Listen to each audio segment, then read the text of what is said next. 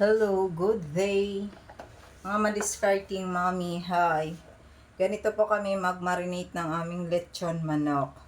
May babad na po yan. Kaya po ako nakakamay kasi mas maganda pong nagkakamay kaysa mag-gloves po. Total, nasa bahay naman po ako. So, ginagawa ko po ay mag-e-inject po ng aming lechon manok.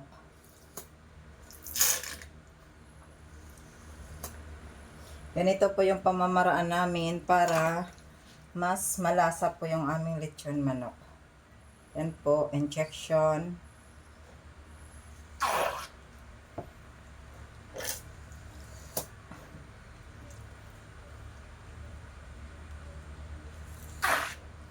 Halos lahat po ng naglilitsyon manok, ganito po yung kanilang style talaga. So, at saka mas nanonood po kasi ang lasa, maliban po kasi sa babad.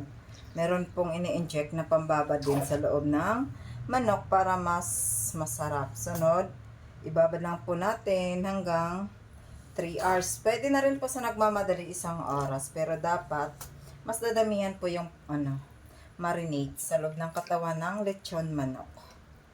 So, yan po mga madiscarding mommy. Ito po yung aming pamamaraan. Sa gusto po diyang mag-business,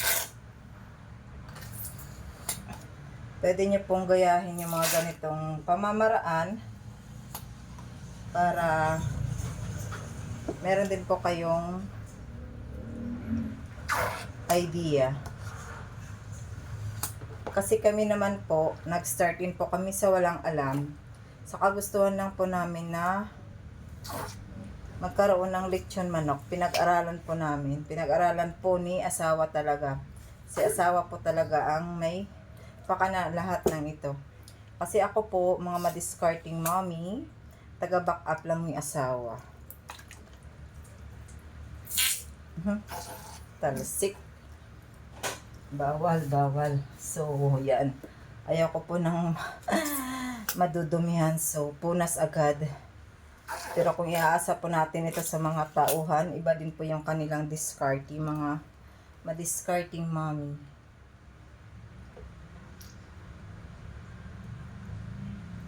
So, isa pa pala po sa tip, dapat po hindi, pag nag-injection po tayo ng lechon manok, dapat po hindi po siya tatama sa buto.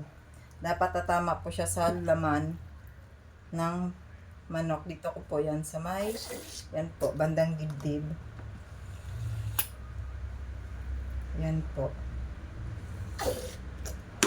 Yan po yung aking na-marinate. Marami pa po yan mga madiscarding mommy. Ito lang po yung aking pinapakita kasi bali sample ko lang po para nakikita nyo. So, yan ulit po. Pasok ulit po sa hita.